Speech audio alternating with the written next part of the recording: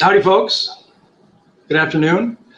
Before we get started, can I just make sure everyone can hear me and see me okay? I've just started. Hi, Paul. I have your picture, okay. Oh, yeah, but you might have to click the video thing at the top. Okay. Yeah, so, okay. Yeah, give me a okay for video and voice. Last time, a couple people didn't get it straight away. Right at the top of the screen, there should be a video and microphone icon or image, and it might be clicking that, or maybe even a refresh if need be. Okay, looks like I'm going to wait for Paul. Paul was just the one who ducked in and said he couldn't see it. So let's make sure he gets on before we start. Looks like everybody's good. 1, 2, 3, 4, 5, 6, 7, 8. Okay.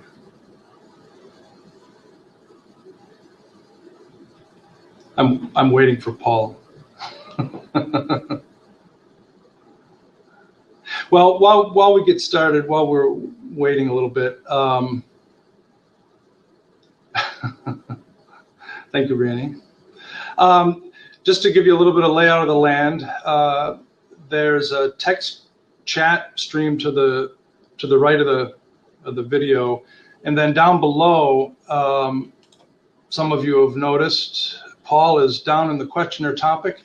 He's here, so you can either ask a question in the chat box, or down below there's a big section that can be used for questions that'll sit there and won't get lost in the scroll of a chat box. Either way, I'll try and keep my eyes on it. Won't promise I'll get it to them right if they come up, but I'll try to. This is informal, so we can cut and go. First of all, thanks for taking the time to come out here and investigate this stuff with me. I appreciate it. I know we're all busy, so we'll try to get to the point. First, I want to get into the iTools. I'll give a little tour, show a few tricks and things that I've learned, and maybe I know some of the folks here have been playing with it as well, and we'll be able to contribute. I also, part of this webinar is to establish the practice, really. I'm hoping we can do a lot more of this kind of sharing from central office here or from teachers and managers and branches alike, just to add an additional avenue of communication and sharing. The more we get practiced with this kind of thing, I think it'll be become easier and more efficient, and all for the better good. Okay, so to get started, I'll walk through the iTools, and then I'd also like to get into the Oxford Learn a little bit, and I'll start with it as a self-study module, because I think for most of us, virtually all of us, that's about as far as we realistically might want to get. There are some exceptions, I know, and Pattaya, they're doing a business class, kind of a blended thing, and they're actually using the online management system to clock hours and keep track of assignments, but it's a little bit too deep for what we're going into. I mean, we can poke around and look at it if time permits, but I want to focus on just the iTools and get some orientation there, and then the registration, getting into the Oxford Learn for ourselves as well as students. So that's where we'll start. So without further ado, let's get into the iTools. Now, it's a USB, and we have official copies, we have unofficial copies that should be making its way out. They do require a computer. We can't just plug them straight into the smart TVs. They require software that gets loaded onto a laptop or some kind of computer, unfortunately. But they work pretty slick after that, nonetheless. So to get started, I'm going to do a screen share here and share that one so you can kind of see what I'm doing. Get this out the way. So there you go. Okay, so it's an external thumb drive, so you'll see it over here in your drive. If you click on it, you'll see, I'll give a little tour of what's on this drive first before we get actually into the interface. There are teacher resources in here, fairly self-explanatory.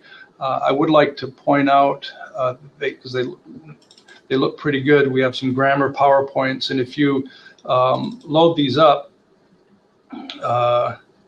they look pretty good. And again, they're based on the text they're coming out directly out, so the branding and the look and feel obviously is Oxford, but they show pretty good, and they might be good for reference or using in some way. Not that I'm pushing a lot of explicit grammar instruction, but this is one of the resources that is here. And I have to say, if you couldn't see this, but when you run these, they're set up with full presenter's notes. So what displays actually on the television is the slideshow, and then on the laptop you'll have all the presenter notes and the upcoming slides, etc. So there's that. And references. Now I'll point out in here, if you're looking, just to save you a few minutes, these Word documents are gobbledygook. When you look them up, I don't know why, they're basically useless. So the only things that work on this thing are the two PowerPoints, the two PDFs are the only thing on there. Photocopyables, self-explanatory worksheets, again, all based on level and unit, relevant. From the teacher's book, similarly, videos and video worksheets. Now, you're used to seeing, having available these supplementary videos that correspond to the units in the books. We discovered that this first one here, if you notice, it's level 1, unit 12, is not actually the right video. It's incorrect. It's from some other material, elsewhere, and it's not at all the right one. However, we did locate the correct video, and for your reference, I sent a note out over it a while back, but just since we're all here right now, it's in the DRC, under the textbook sections. This is the correct American Headway 3rd edition. Videos.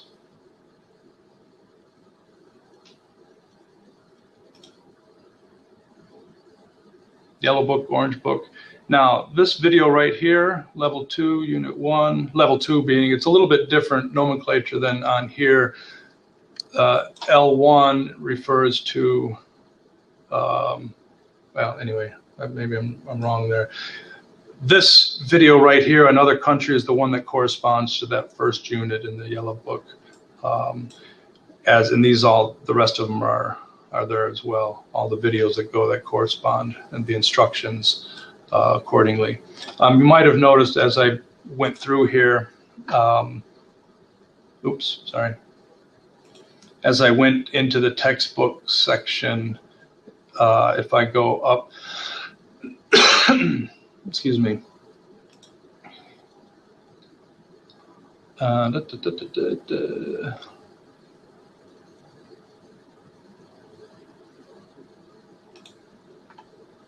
into the 3rd edition. We also have the workbook audio is here, and slowly, this is kind of important because the files online are not easily found, and it's a bit of a search, and so we're trying to facilitate this by downloading them and sharing them here. Slowly we'll get to most of the materials that we can get up and share to consolidate. They are available through online and otherwise, but it's, like I said, it's not intuitive where they are and how to find them, and so we'll just kind of trying to expedite that by getting them out onto the DRC. So back to the iTools. The rest of this is self-explanatory, I think. So once we're going into class and we're going to use these iTools, it starts right here with this executable, this application, iTools. And so we'll double click on that. And let's see, click to continue. And the interface that comes up is, this is the starting point. And I'm going to go through some of these little, each of the aspects and the elements. And if I go a little too quickly, just stop and say, hey, Michael Kelley, slow it down, do that again, what's that? Or if I'm missing something, point it out to me, please. Before we go on, I will say this. One thing I discovered is that when I display it onto the smart TV, the image that you see here is overextended. In other words, it looks something like this. I'm moving around here a little bit. You'll see up in the corner the menu bars. It's spread. The image is spread beyond the perimeter of the screen, and so it makes navigation. It makes finding things a little tricky sometimes. And oops, where'd it go? And so here's a little better shot. You can see it's kind of overextended, and when it's subtle, but it's funny how the little things can really get in your way. And if you're finding this, what we discovered will fix this. The fix for it is in the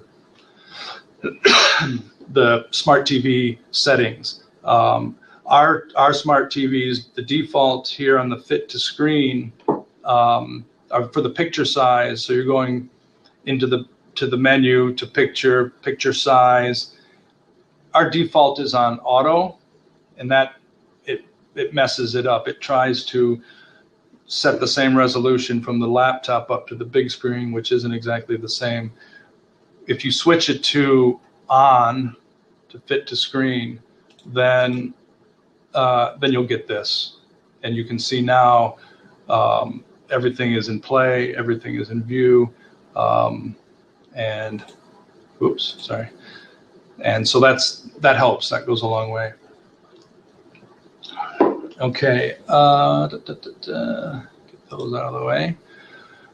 So for starters, on the left here, you'll have the books that are associated with this level. If I click on the tab, I see each unit respectively, as well as audio scripts, grammar reference, word references, everything that's in the books, plus some things you'll find here. And similarly for the workbook, right?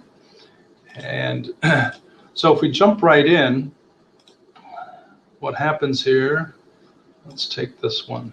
We get a nice shot of the 2 pages, the first 2 pages. Now I can get rid of this for now. And we can move this around. You'll notice that my sticky note sticks to it. It moves when I move the page around, so you don't risk losing it or covering over it or whatever. On the right here, we have a toolbar, and it's somewhat self-explanatory by the images, but let's run through them a little bit because there's some little quirks. In order to grab the screen and move it around, I have to have the arrow selector navigate tool selected. If I want to zoom in, and I can tell you, this works best if it's being projected on a projector onto a big screen, or if you're looking at it on a computer. But on the smart TVs, depending on where you're sitting, students won't be able to see this. It's a good point of reference, but they won't be actually reading anything. So we need to zoom in on it. Now there's a zoom tool, and I have to select it, and then I click out on it, and boom, it comes in. Now I can't just start clicking and dragging because it starts zooming and doing other crazy things even.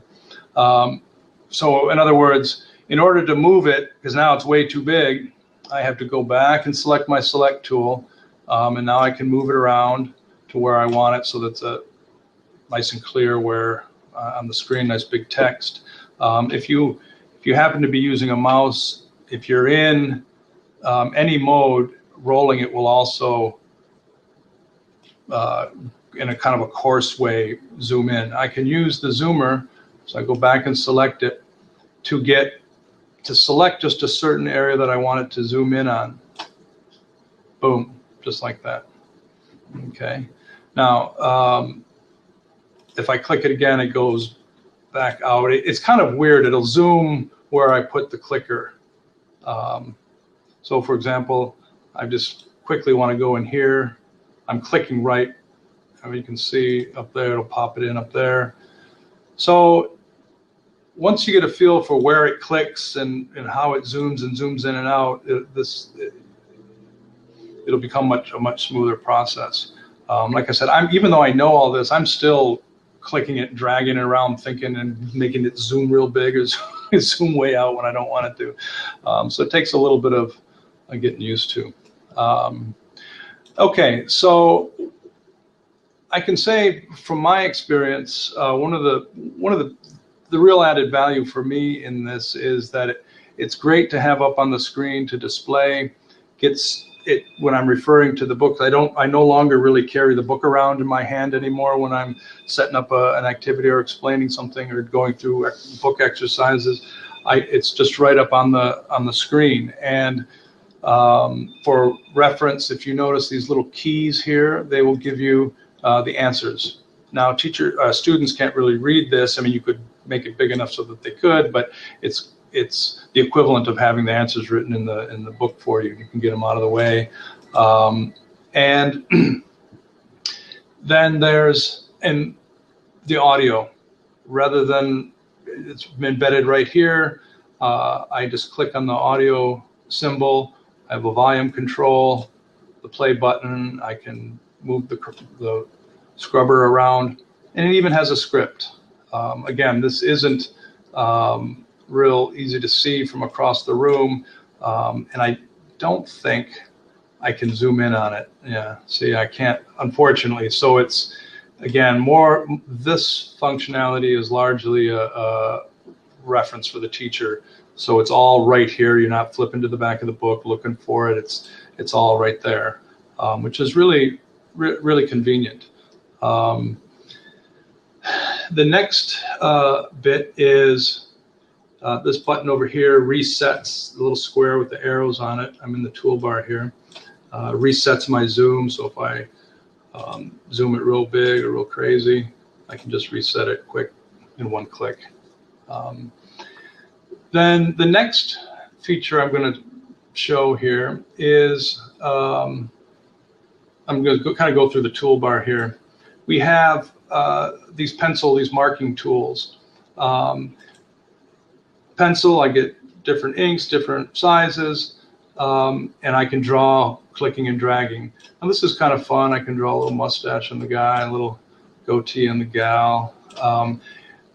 But in reality, I don't ever have much use for this kind of thing live in class as we move.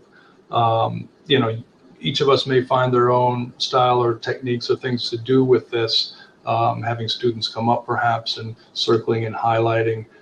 With the marker, it's just a big, broader thing. But I'm going to show you something that's possibly that I used a couple times and seemed to work pretty well. We have an eraser for starters here, and I can do a whole block. You don't actually have to manually swivel around like it's in your hand. It's a much more convenient. Or this X, the clear screen, whatever's up there, it'll just take it straight away.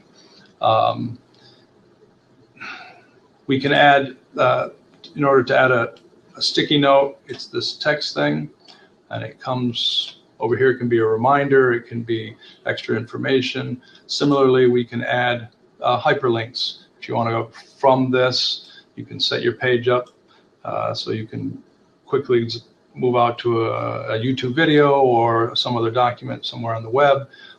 Again, it'll sit if I were to save an actual link, it just sits out here with a little image, and you can see that it's your link, similar to the sticky notes here. Now there's one more thing here. These two on the bottom are kind of nifty. I tried them a couple times, and I think each of us, to the extent that you use this, will find your own way, if at all. But the one on the left basically is a shading thing, and you can cover off parts of the page. It extends out, so if you actually wanted to kind of hide your notes, maybe, you can size it and get it kind of where you want it to be.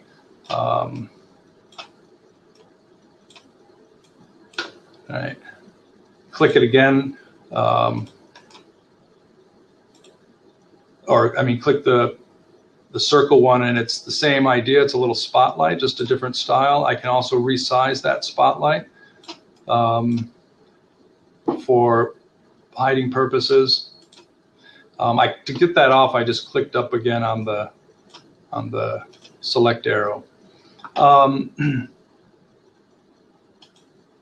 Now, if I go back to that, if you notice, there's one other little symbol on here, like the grammar spots and things that have reference in the back of the book or another section of the book. You'll see it's like a little page mark, and it'll go to that page. And then down here at the bottom, there's an arrow that'll take me back to the previous page. I can also navigate while we're down here. I can navigate through here. I can put pages in here. Oops. And it'll take me to those pages. I can view it single page if you prefer, or double page as one page. And now, if you'll notice, now that I flipped the page here, I'll zoom in a little bit here on this choose your correct words section. There's this pencil thing down at the bottom. This is kind of clever. If you go in and you want to prepare something with some highlights or some text, or some things that you've added, but you don't want to see that right away, you click this and it hides whatever you've drawn. If you notice the little hover, show drawings or hide drawings. And this can be, this is where I used it, and it does have some utility. So in other words, I went through and underlined the correct words, and so they can go through it, and rather than reading it or going, if you so choose, just as a quick reference, you can show the answers show up. Or if you ask students on the fly to maybe in the previous dialogue go through and highlight all the verbs in past tense or some aspect of the language, they can go through and you can quickly show up the answers, then take it from there. Now, one thing that took me quite a while to figure out, because it's really not intuitive, is how to draw a straight line. And here's the little note on that. Because otherwise, if you're going to do this and prepare, my underlining is not very good, and so I get them all over the place. But if you want to kind of look a little nicer, start where you want to underline. Say I'm going to pick another past tense thing here. I hold down the left click, hold down the shift, release the left click, and release the shift. And then you'll be able to see now I'm not touching it, I'm just moving the mouse. I get it, and then I hit the mouse again. And so you'll get a straight line. So again, it took me a while to I'm doing all sorts of lines and getting zigzags and straights, and it's like a ball of string. So you might find that helpful. Now, another feature here is if you want to have the page open, but you don't want to be right to it, you can blank the screen out over entirely. The arrow takes it back. I'm looking down here again at the bottom. The stop, there's a counter embedded in this, so I can just, it's nothing fancy. It doesn't have a nice little, you know, alarm ringtone, but it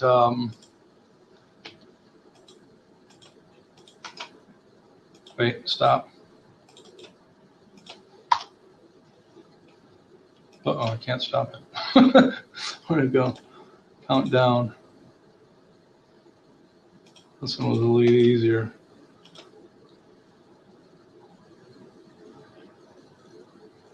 Then it does that. Again, these little affordances that make what we do with the books, sometimes the little things in class, you know, it facilitates that. And one of the things I liked about this, like I said, is just having it up on the screen. It's a nice point of reference, and a lot of times keeps attention where it's easier to get the attention where you need it to. Students seem to be interested in looking at the screen, even if it's just me pointing. We're gonna, you know, take a look at this this picture here, and they get it. And it's a, rather than waiting for me to walk around or turn it enough to the left or right that that they can see it, see what I'm pointing to in the book I'm holding, or in, come to find out I'm holding it upside down or something like that. One other aspect here I'll point out is the bookmarks. I can add bookmarks, and it takes it right to it. This is in the other book, and actually I forgot where the bookmark thingamabobber is. Okay, let's while I remember it, Steve is asking me, how do I resize the spotlight? Yeah, you have to, Steve, you have to kind of move the cursor around until you see the little arrow, because you're right, it's easy to, you click on it and move it, but how do you resize it? You don't, depending on where you are, you won't always see the resizer. And I think it's basically in the 12 o'clock, 3 o'clock, 6 o'clock, 9 o'clock spot. So if you're out in here, you're not going to quite get it. But if you're up, like I said, 12, 3, 6, and 9, you'll get it, and then you can move it around. Brianny's asking, does this work equally as well on Windows or Mac? Brianny, I've run it on I run a Mac at home. It works just the same as it does on the PC. I haven't really noticed any difference whatsoever on it. In fact, when I was, excuse me,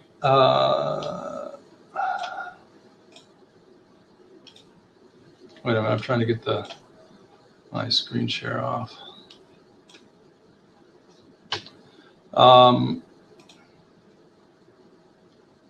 Sorry, this webinar thing is new. I have to get that back on. Well, to answer your question, so in class, I brought in my own laptop, and like I said, it's a PC. And then but here right now, I'm running it off a PC desktop computer. Okay, any other questions here we see? Okay, I'm a little distracted because I hid the screen share button, and now I can't find where it is to get it back. And now you're seeing the eternal loop of the screen there. Okay, well, you don't really just see my mug anyway. Okay, are there any other questions about the iTools? Like I said, my hope was that I would just save you some time by showing you where things were at, and maybe a couple tricks that will save some frustration in having to use it. A lot of it is, like anything, just comes from playing around with it. And figuring it out as you go along. And I'm sure as we get into it and the more folks start to use it, little tricks and affordances will be well, that's as close as we're going to get for now, I guess. Will be emergent. It will come out. Okay, so let me then transition to the Oxford stuff, which is a little less fun, perhaps, because it's it's a little daunting. And I realized what's happening is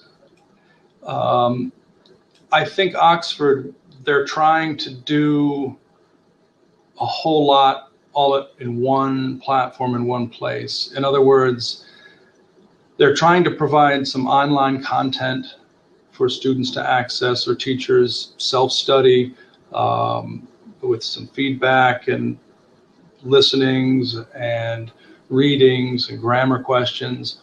And at the same time, they're also providing in the same context and the same platform a full-blown, robust learning management system that isn't just the system and the mechanism that a teacher can come in and hang content on, but actually they fill the content themselves with their book. So it's basically an online course already built that school systems or teachers could use with all the stops and whistles. And as a result, it gets a little bit confusing in trying to figure out what's in there, what's in it for me.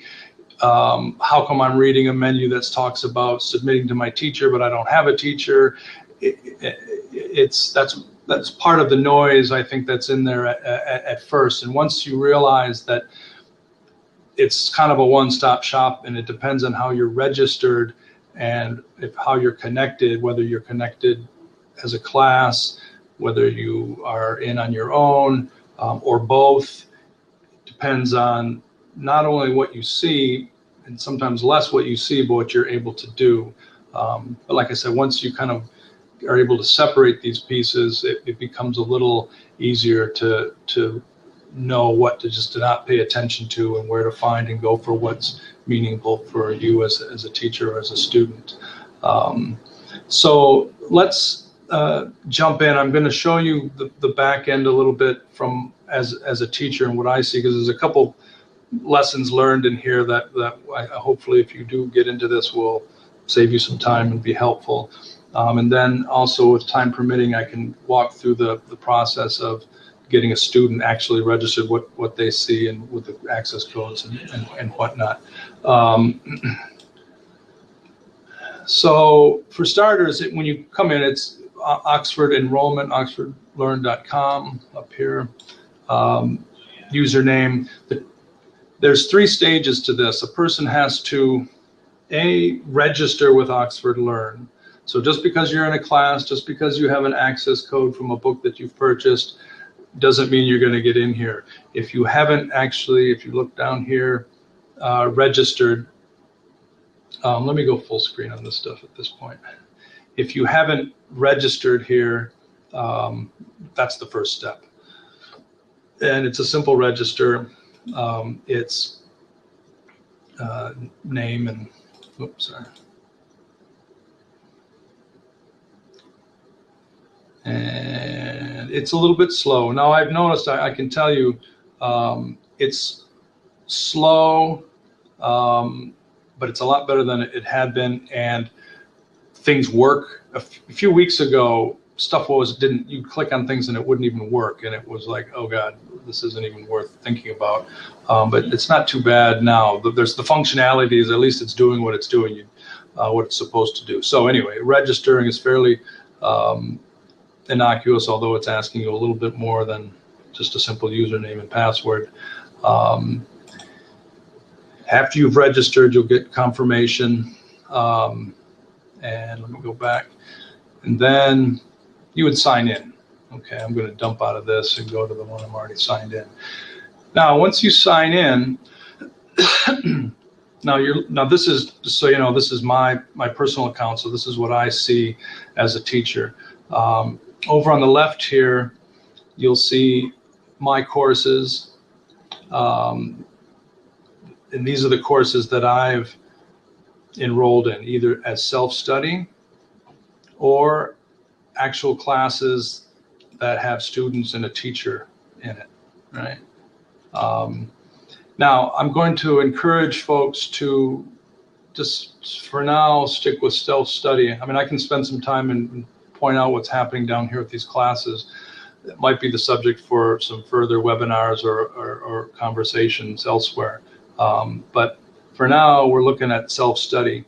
Now, two things to bear in mind when you come in as a student or even as a teacher. It's the same thing. I want to access content, which means I want to get at access content from a book for which I have an access code, right? And these codes, are, as I think that's the teacher's book, as you know, are in the back of the book here. And now this is the trick. I mean, naturally you see one code, one book, then that makes sense. That's what you're going to get. So indeed, if you notice, iChecker is goes along with the workbook, and the online skills development goes with the student book. So you would enter the code here, accept the terms, and continue. And then you were given an option, and again, I can show this. This is probably the little trouble teachers and managers have with trying to figure this out, is in order to experiment and play with it, you actually have to plug in codes. And I fortunately have the luxury of having a couple extra copies floating around that I can do this with. But as a teacher, that's a book that once a code is submitted, it sticks with that book, and if you give it to a student, then it has to stay there. If you have it, you can't use it again, and it knows. So hopefully this will shed some light on what to expect before you actually have to go and do it. This iChecker, this is the workbook. Why doesn't it say workbook? I don't know. Go figure. Took me a while to figure that out. I'm chuckling because I can hear the comments why it took me so long to figure that out. This one, the Oxford Line Skills Program, is the student book. Now, when I first started playing with this, you'll notice I have down here, this level 9, I have a multi-pack, right? And I said, oh, my students have the student book and the workbook, so it makes sense that I'm going to put this, I'm just going to install in my course, my level 9s, this multi-pack, because it's all in one-stop shopping, it's all in one place. Don't do that. I got my level 9s, they got into their self-study, and I tried to get them into a course. They're in my course, they're in the course, but they could not access the books. Oops, sorry, getting ahead of myself. Come to find out, long story short, this is a separate product. This multi-pack it's like, must be some giant book or something, I don't know. It requires a separate access code. So if you're ever installing these as a course to use with your students, do not use the multi-pack. Just stick with installing, adding to your course, the iChecker and the Oxford Line separately. And when the students register their access codes for their workbook and their student book, respectively, everything will be hunky-dory. You'll be able to get in. So it will look something like this, and you don't need to have this multi-pack business down in there.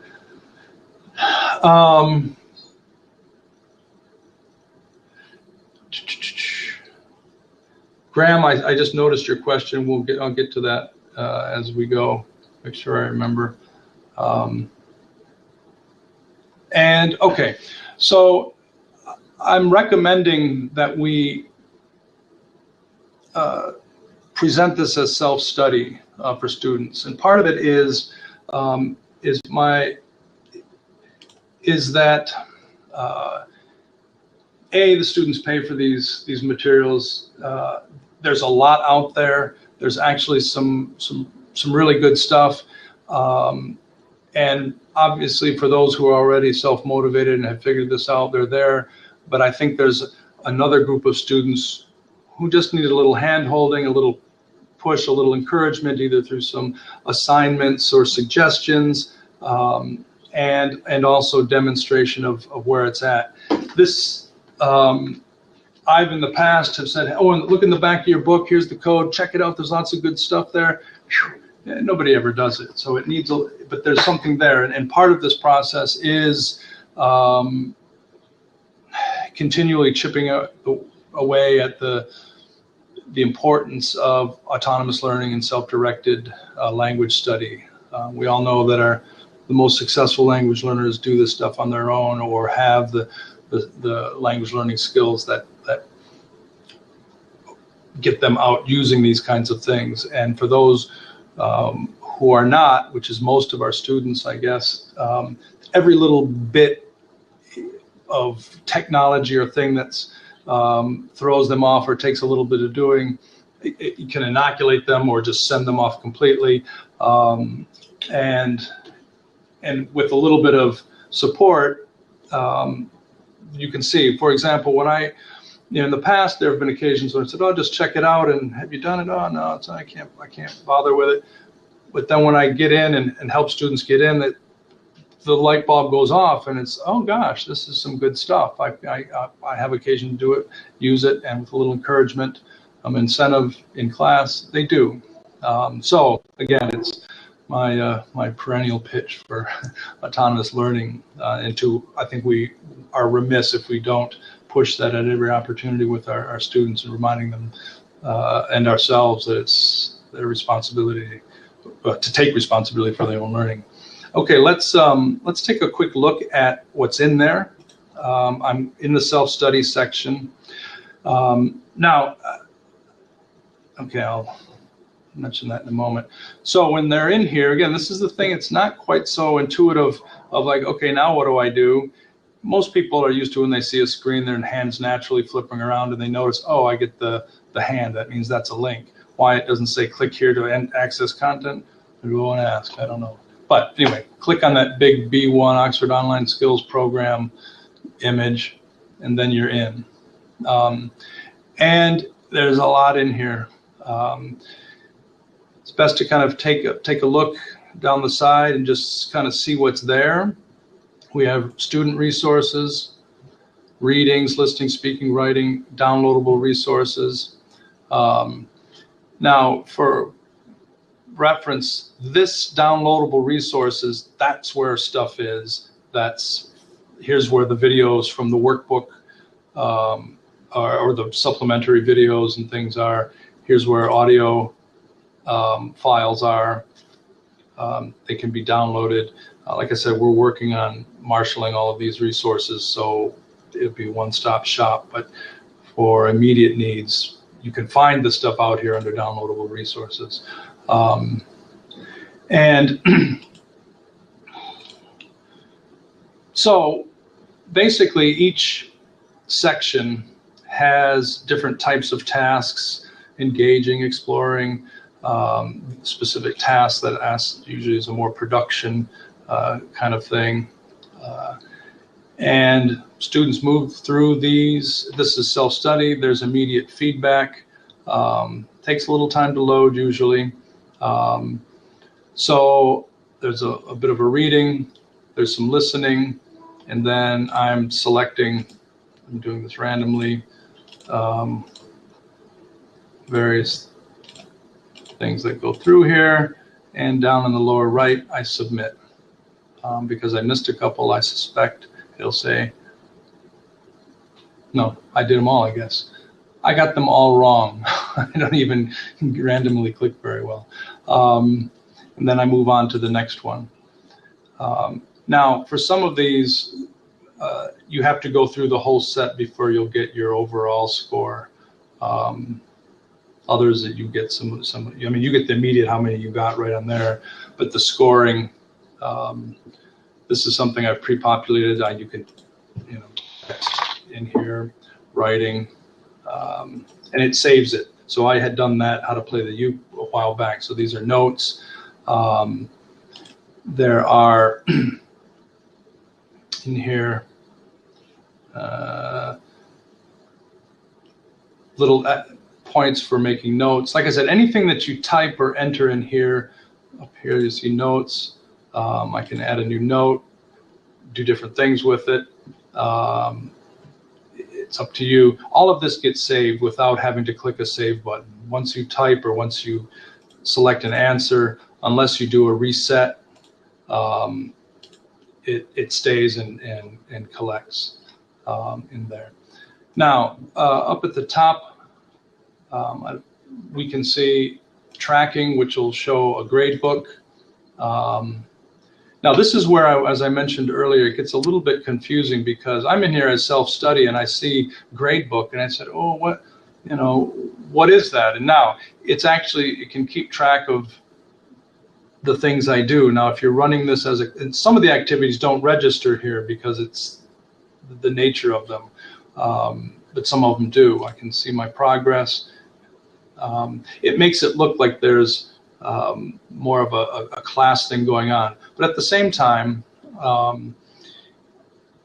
it helps me. It's a very objective, empirical record of what I've been doing, even down to the time spent and the things I did. You can do all sorts of analytics as a learner, teachers as well. So it's built to go for both ways. There's drop boxes, tests, and things that are associated with this, that's in classes students use with the teachers to submit things. It's, again, as I'm not going to go through all of these links, these sections, but you can see that it's pretty daunting. If I'm just going to go in and do some exercises, and I can kind of get lost into these things at first. But it's, I think there's enough straight off the bat that, and part of this is a conversation we have with students, I think, of talking with them about this, is showing them what to cut out, don't worry about it, and that's where our guidance and what some tasks and things that they could do will help them focus on it and let this other functionality emerge as needed. Now, here's the kicker. We could go on and explore this Headway stuff, but oh, sorry, I wasn't full screen on that. You didn't need to see me. This only works on a computer. It's not mobile. It doesn't work on a mobile device, which I can almost hear everybody going, what's the point? Because most of our students, would like to access this kind of content that way. Unfortunately, I think it's a function of the fact that they're trying to have this full-on online course capability that could be taken to scale. And I know it does get taken to scale with thousands of students, in different classes all through this. And so for our purposes, it's quite a bit of overkill. However, if students do have access to a PC or to a computer, and here at Jamjuri, we have the luxury of a lab and some computers in the library that students do utilize and are open to do this kind of thing. It's worth exploring. I believe that if I go back, back. Let me make it big here.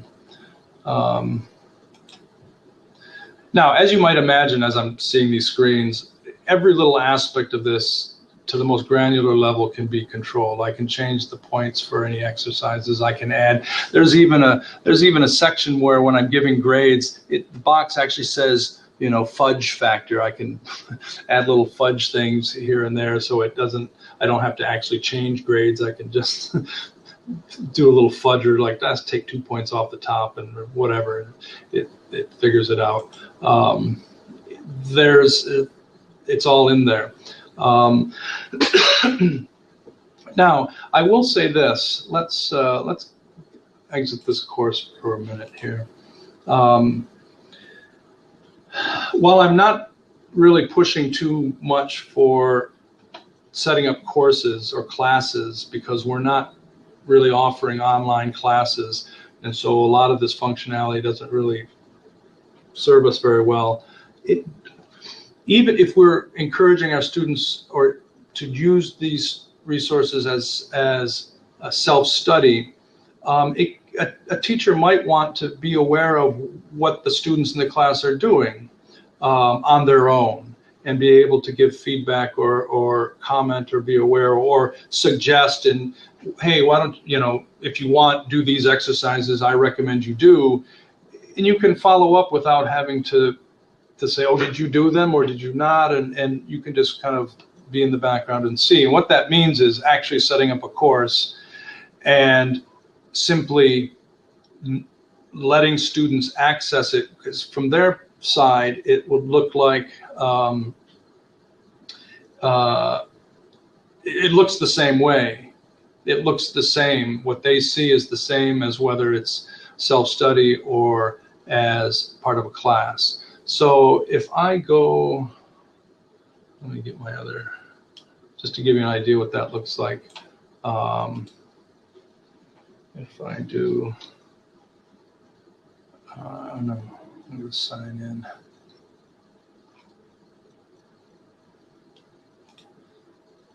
I know we're running out of time here, so I'll just show this one last thing and then maybe take some questions and get some discussion as needed.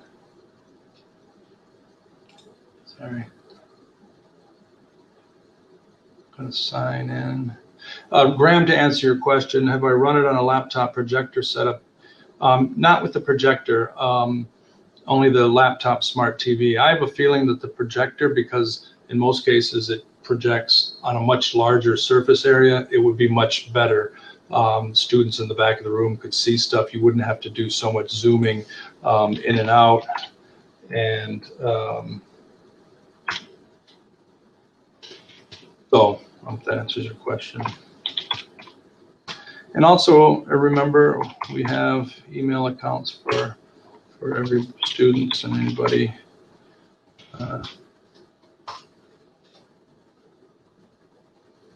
It's in. Okay. So now I'm logging in as a student right now, who's part of a class. Actually, this isn't the one. Sorry, guys. It's the other student I set up. I should know. And the first one I go with is green, and green is my favorite color. Okay, so let's do that again. Student 1, green at headwaylc.net. Student green.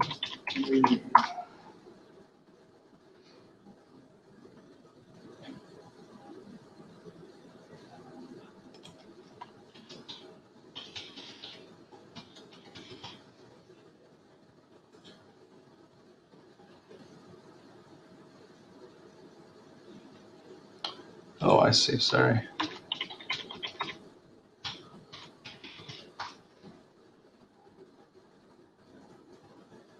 There we go. Okay. As it loads up.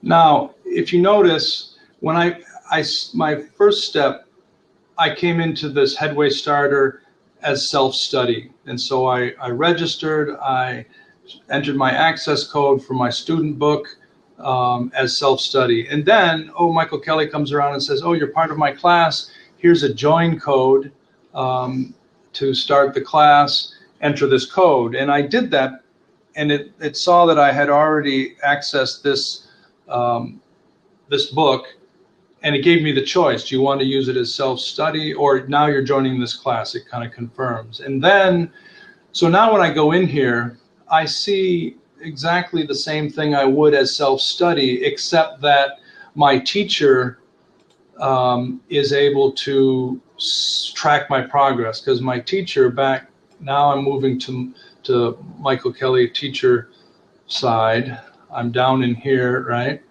So this is that same class with student green.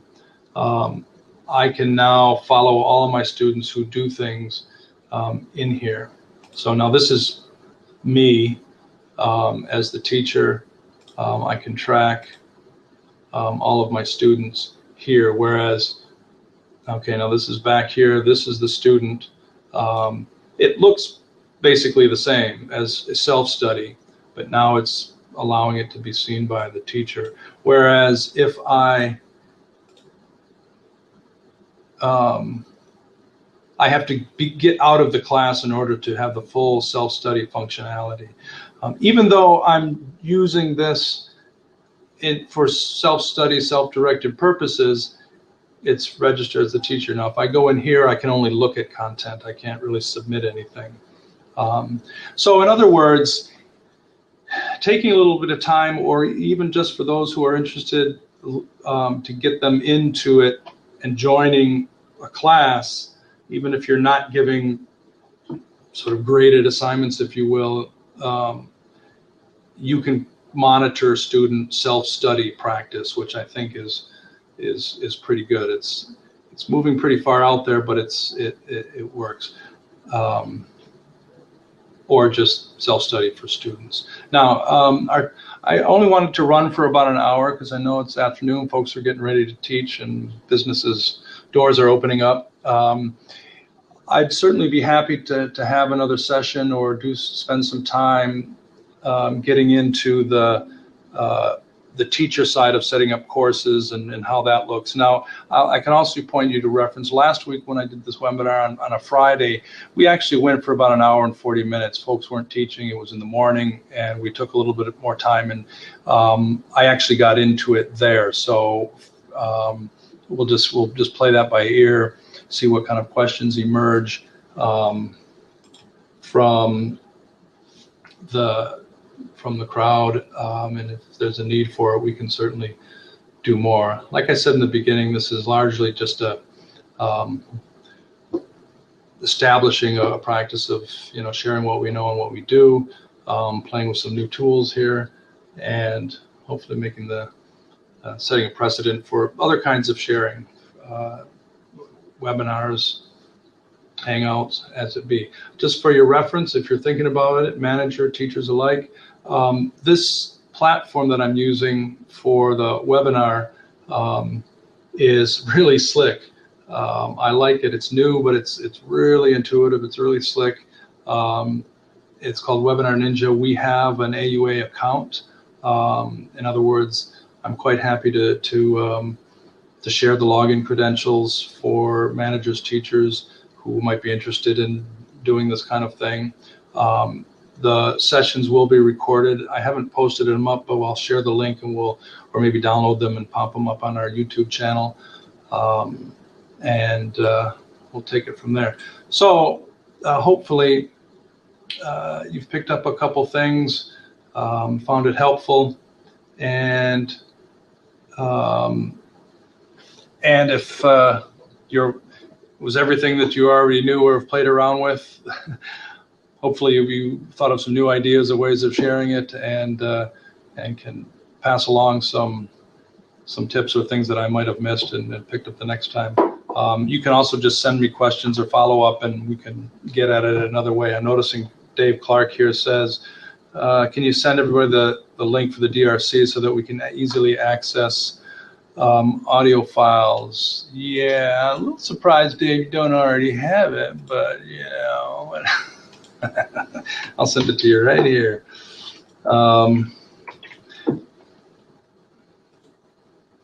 So now when you go to that link, Dave, you'll have to make sure you're logged in. So up here, this is the page.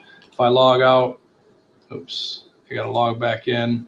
In other words, you won't be able to access any of this until you log in, and it logs in off your AUA Google account. So if you're already logged into your your Gmail or your Google account at AUA. If you click log in, boom, you'll be in. If not, you'll be asked to log in with Google. You'll get this kind of thing. So if you have any questions, just let me know. Are there any other questions? Any comments? You'd have to type them, but anyway. If not, I'll let you go. So thanks for joining. We'll see you next time. Bye.